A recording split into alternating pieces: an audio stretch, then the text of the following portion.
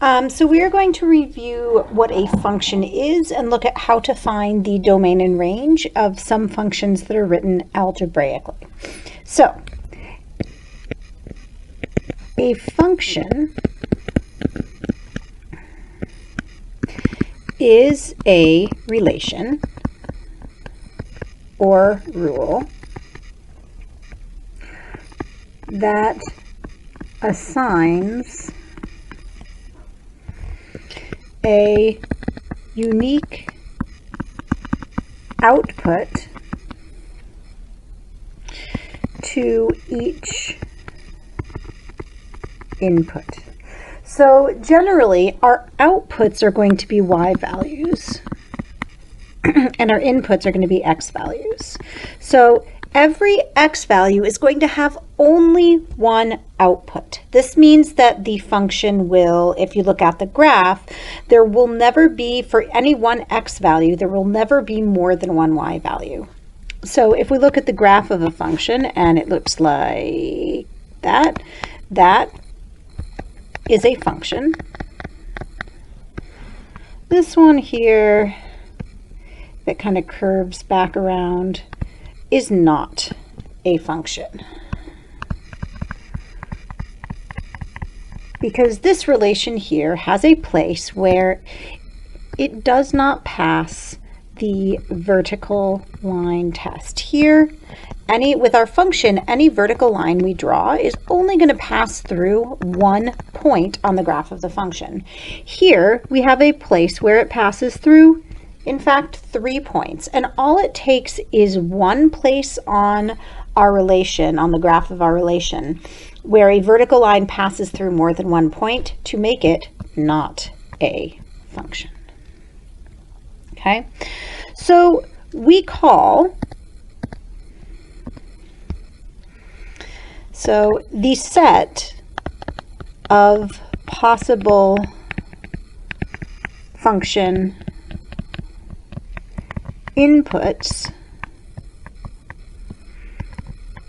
is called the domain of the function.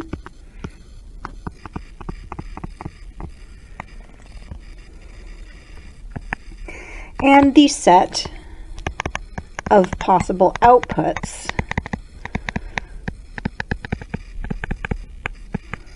is called the range of the function. And all of the functions that we are going to be looking at in this course are going to take numbers and give us numbers, except for with one exception. And our trigonometric functions, they take angles and give us numbers. And that's why we measure angles in radians, because they are a measure that is actually also a number. So we're mapping numbers to numbers. Okay, so let's look at finding the domain and range of some functions that are written algebraically. Generally, when you have a function written graphically, you look and see what x values are there and what y values are there, and that can tell you what your domain and range is. When you have a function that's written algebraically, you need to think about whether there are any numbers that are not allowed to go into the function for some reason, and whether there are any numbers that are not allowed to come out of the function for some reason. So let's look at, so we're going to do one example with a few parts. And we're going to determine the domain and range of the following functions.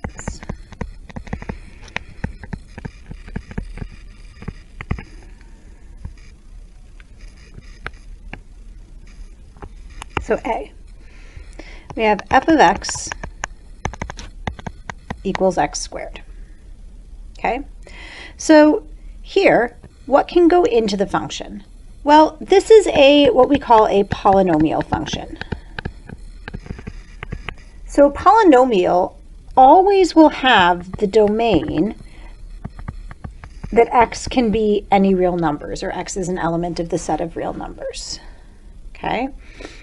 But when we look at the range, we realize that when we square a number, we're limited to having only positive outputs. So this x squared can only ever be positive. So we're not going to get any x squared equals minus 1 or x squared equals minus 7, because we can't square a real number and get a positive and get a negative number out. So that limits our range to being y such that y is greater than or equal to 0, because we can get, if we plug in x equals 0, we get 0, but we can't get anything negative. So we would write that in interval notation as the domain is between negative infinity and infinity, and the range is 0 included to positive infinity. So we only get positive numbers out here. Let's look at a slightly more interesting function. So we have g of x equals radical absolute value of 2x plus 3 minus 5.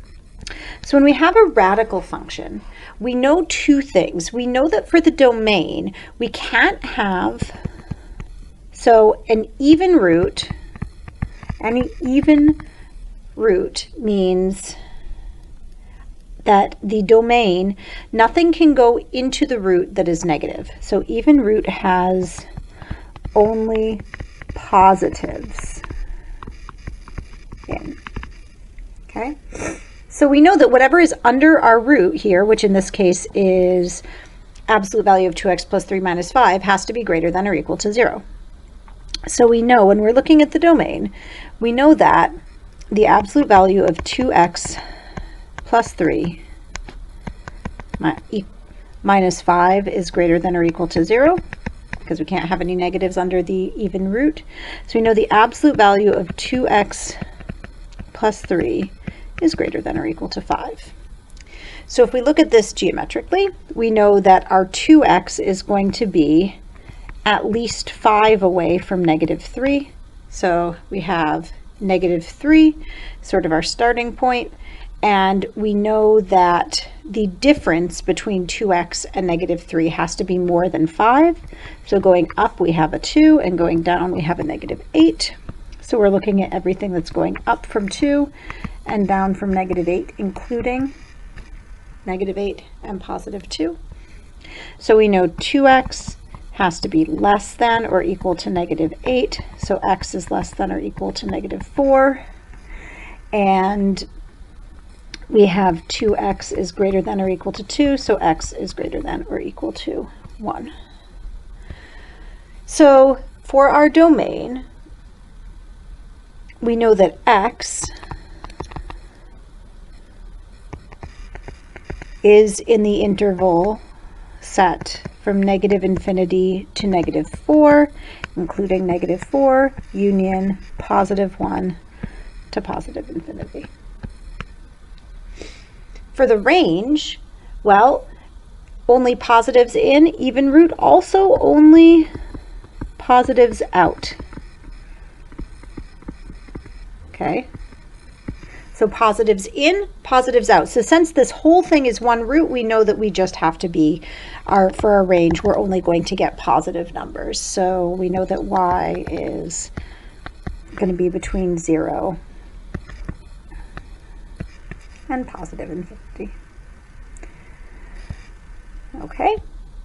So we've seen one thing that affects the domain. So even roots affect the domain of a function. You're not allowed to put negative numbers under an even root, which means that anything that makes what's under the root negative, not just, you can have negative numbers as part of the domain of a function involving a radical, but anything that makes what's under the radical negative is not allowed.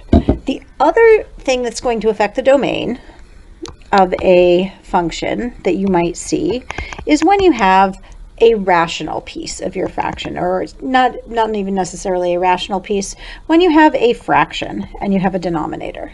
So let's say we have h of x is 1 over radical 3 minus x plus 4. Okay? Well, we know not only, so what's under the radical sign has to be positive. So we know that. That's one of our considerations. We also know that it can't be equal to 0. So we know that 3, when we're looking at the domain, we know that 3 minus x has to be strictly greater than 0 because it can't be equal to 0. So we can't have 0 in a denominator. And that will also affect the domain of your function. So if you see a fraction and there's a variable in the denominator of the fraction, you need to look at any x values that might make that 0.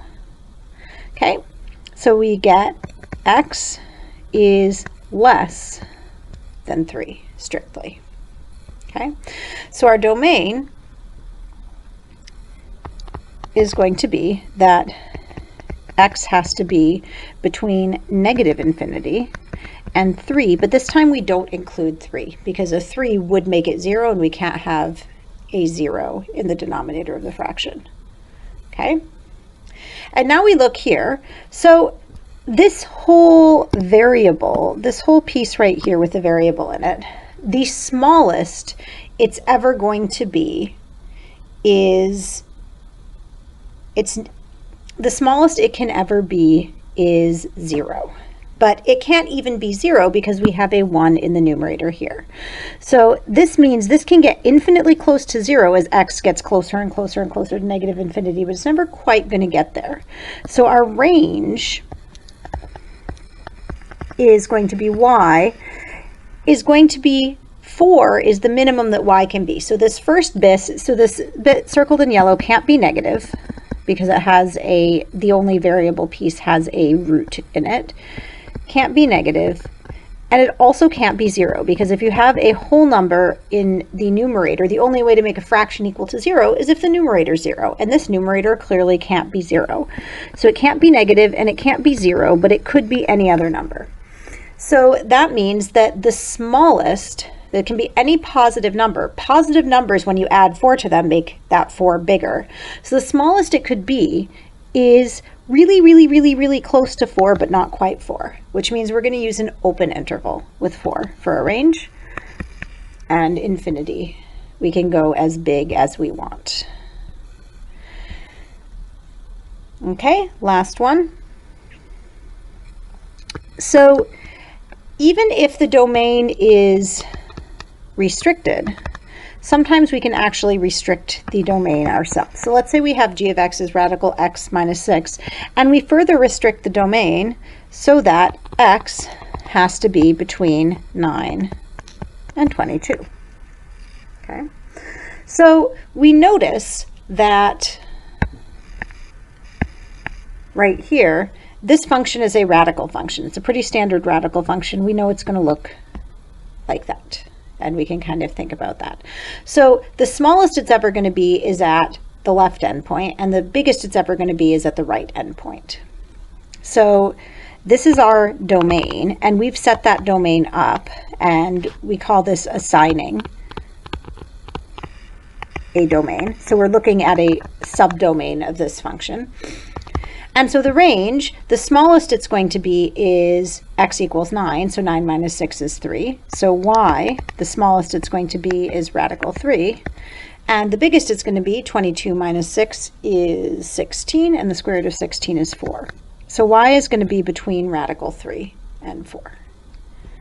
Okay, so we do have to know a little bit about the shape of the function, just so that we know that there's not a point between 9 and 22 that's going to be smaller than 9 and bigger than 22.